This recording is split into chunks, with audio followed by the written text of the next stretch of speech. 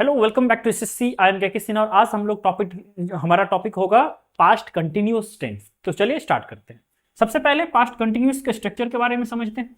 तो सबसे पहले इसके स्ट्रक्चर में होगा सब्जेक्ट, पास्ट है तो वाज और वेयर, कंटिन्यूअस, कंटिन्यूअस यानी वर्ब का फोर्थ फॉर्म, कंटिन्यूअस यानी वर्ब का फोर्थ फॉर्म। इसके बाद होगा ऑब्जेक्ट, देन इसके बाद क्या हो जाएगा अदर वर्ड, ऑब्जेक्ट इसके बाद क्या हो जाएगा तो अदर वर्ड। अब देखिए हर एक चीज को बारीकी से समझिए। सबसे पहले जो हमारा सब्जेक्ट है वो सब्जेक्ट दो टाइप के हो जाएंगे। कितने टाइप के? हमारा सब्जेक्ट हो जाएगा दो टाइप का। पहला सब्जेक्ट सिंगुलर सब्जेक्ट, पहला सब्जेक्ट सिंगुलर, दूसरा सब्जेक्ट प्लूरल। तो जो सिंगुलर सब्जेक्ट है उसके साथ हम वॉज का यूज करेंगे। जो सिंगुलर सब्जेक्ट है उसके साथ क्या यूज करेंगे? वॉज यूज करेंगे, यानी कि आई, he, she, it, Ram, Shyam, etcetera. इन सभी के साथ क्या होगा? वॉज प्लस वर्ब का fourth form plus object plus other word. यदि हमारा सब्जेक्ट हो गया प्लूरल, हमारा सब्जेक्ट क्या हो जाए प्लूरल, तो हम इसके साथ क्या यूज करेंगे? वेयर प्लस वर्ब का fourth form plus object plus other word. अब इसमें कौन कौन सा प्लूरल सब्जेक्ट हो सकता है? तो प्लूरल सब्जेक्ट आपका हो सकता है you, we, they, boys, students या गर्ल्स, etc। तो जब कभी हमारा सब्जेक्ट यदि सिंगुलर होगा तो उसके साथ वॉज प्लस वर्ब का फोर्थ फॉर्म होगा। यदि हमारा सब्जेक्ट प्लूरल होगा तो वेयर प्लस वर्ब का फोर्थ फॉर्म होगा। पास्ट कंटिन्यूअस है तो हम किसका यूज करेंगे? वॉज एंड वेयर का। यदि प्रेजेंट कंटिन्यूअस रहता तो is am are plus before का। कंटिन्यूअस के लिए जो कंटिन्यूअस वर्ड है इसके लिए हमेशा वर्ब का हम कौन सा फॉर्म यूज करेंगे? तो वर्ब का फोर्थ फॉर्म यूज करेंगे। और इससे पिछले क्लासेस में भी मैं एक चीज को बताया हूं आपको, जो है पिछले क्लासेस में भी कि वर्ब का जो फोर्थ फॉर्म है, जो वर्ब का फोर्थ फॉर्म है, इसके लिए हम किसका यूज करते हैं? तो इज एम आर या वॉज या वेयर। वर्ब के फोर्थ फॉर्म के लिए 5 हेल्पिंग वर्ब दिए गए हैं, जिनमें से पहला कैटेगरी कौन सा है? इज एम आर का, और दूसरा कैटेगरी कौन सा है? तो वॉज एंड वेयर का। तो देखिए इज एम आर का यूज करेंगे प्रेजेंट के लिए, इज एम आर का यूज करेंगे प्रेजेंट के लिए, और वाज और वेयर का यूज करेंगे तो पास्ट के लिए।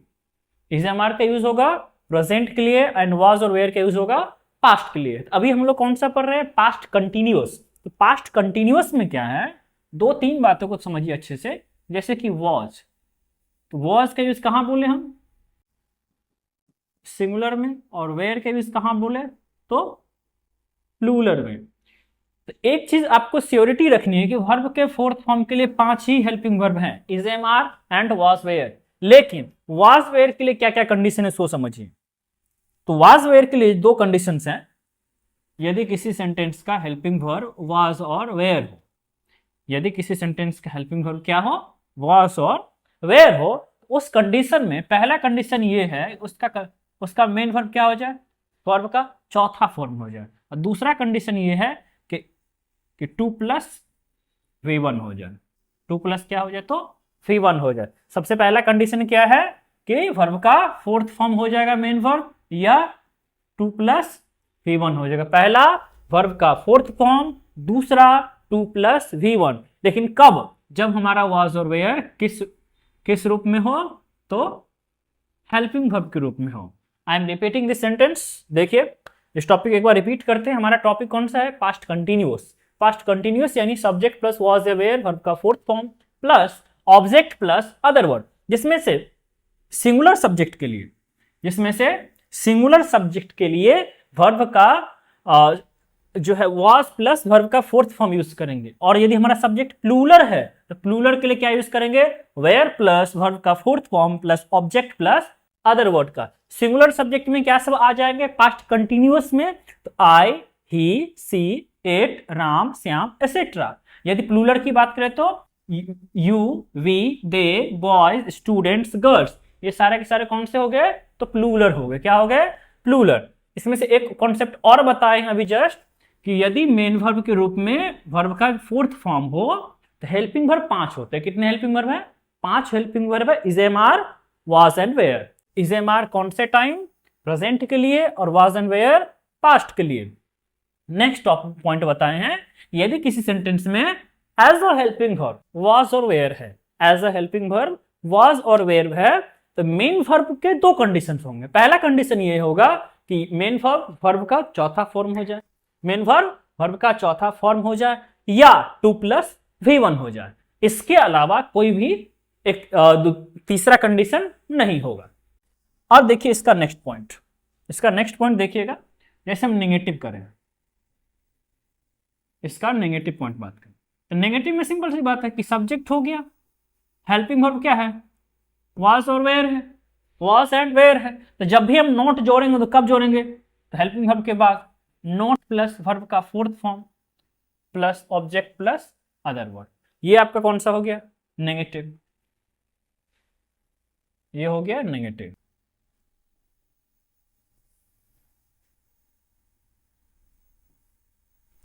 चलिए इसके बाद हम बात करें किसका? इंट्रोगेटिव का। इंट्रोगेटिव, इंट्रोगेटिव में भी कौन सा? Yes no interrogative. इंट्रोगेटिव में भी कौन सा? तो यस नो इंट्रोगेटिव। ठीक है, अब देखिए यस नो इंट्रोगेटिव में कौन सबसे पहले क्या होगा? वॉस और वेयर होगा, वॉस और वेयर होगा। वॉस एंड वेयर के बाद क्या होगा? तो सब्जेक्ट होगा। सब्जेक्ट के बाद क्या होगा?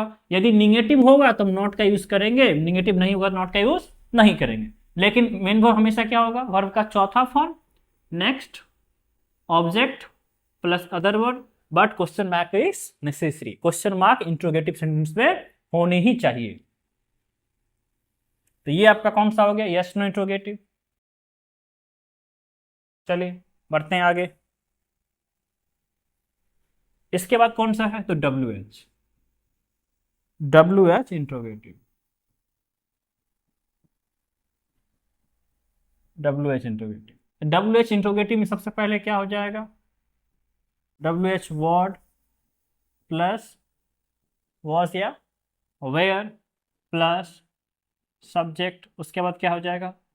नोट, वर्ब का चौथा form plus object plus other word, और लास्ट में क्वेश्चन मार्क। क्वेश्चन मार्क तो देना ही है, क्वेश्चन मार्क नहीं होगा तो फिर दिक्कत है। ये हो गए नॉर्मल सेंटेंसेस। अब इसमें से एक स्पेशल कंडीशन है, वो कंडीशनल सेंटेंस। कि पास्ट कंटिन्यूअस का कंडीशनल सेंटेंस क्या हो? Conditional sentence. तो कंडीशनल सेंटेंस का एक पॉइंट याद रखना है आपको, कि सिंपल सी बात हम लिख देते हैं यहां पे, कि यदि सेंटेंस व्हेन से स्टार्ट हो, यदि सेंटेंस किससे स्टार्ट हो? व्हेन से, इसके बाद जो सेंटेंस बनेगा वो बनेगा सब्जेक्ट प्लस वर्ब का second form plus other word. इसका जो दूसरा जो सेंटेंस बनेगा यानी कि प्रिंसिपल क्लॉज, जो ये जो इसको क्या बोलेंगे? Principal clause, principal clause, principal clause. Subordinate clause जो होंगे वो होंगे पास्ट कंटिन्यूअस में, सब्जेक्ट प्लस वाज या वेयर प्लस वर्ब का fourth form plus object plus other, verb का fourth form plus object plus other word. देखिए इसको अच्छे से समझिए, दोबारा समझाते हैं। सिंपल सी बात, यदि किसी कंडीशनल सेंटेंस का स्टार्टिंग व्हेन से हो, किससे हो? व्हेन से हो, इसके बाद जो सेंटेंस बनेगा वो सिंपल पास्ट में बनेगा, यानी प्रिंसिपल क्लॉज उसका क्या होगा? सिंपल पास्ट में, सब्जेक्ट प्लस, यानी कि सब्जेक्ट प्लस वर्ब का second form plus other word. लेकिन इसका जो सबऑर्डिनेट क्लॉज बनेंगे वो किस में बनेंगे? तो सब्जेक्ट प्लस वाज या were plus V4 plus object plus other word में। सिंपल सी बात, यदि एक तरफ सब्जेक्ट प्लस व्हेन के साथ सब्जेक्ट प्लस V2 होगा, दूसरे तरफ subject plus was were plus V4 होगा। सिंपल सी बात रिपीट कर रहे हैं, यदि कोई सेंटेंस व्हेन से स्टार्ट है तो उससे उसके जस्ट बाद जो सेंटेंस बनेगा वो सब्जेक्ट प्लस V2 पे, वर्ब के सेकंड फॉर्म पे, और उसका जो दूसरा सेंटेंस बनेगा कंडीशनल वेला में, उसको किस पे बनाएंगे? सब्जेक्ट प्लस वाज या were plus V4 plus object plus other word पे। सिंपल सी बात। तो ये हमारा एक छोटा सा टॉपिक था, पास्ट कंटिन्यूअस टेंस, अभी की वीडियो हम लोगों ने देख चुके हैं। उम्मीद है कि ये टॉपिक आपको अच्छे से समझ में आया होगा। ग्रामर है, ग्रामर में ज्यादा हिंदी यूज नहीं करना है। टू दी कॉन्सेप्ट, उसके जो कॉन्सेप्ट हैं, फैक्ट है, उसको ही जानेंगे, क्योंकि ग्रामर में और मैथ में रूल्स वगैरह कुछ नहीं होते हैं, जस्ट कॉन्सेप्ट एंड फैक्ट। नमस्कार, मिलते हैं नेक्स्ट वीडियो।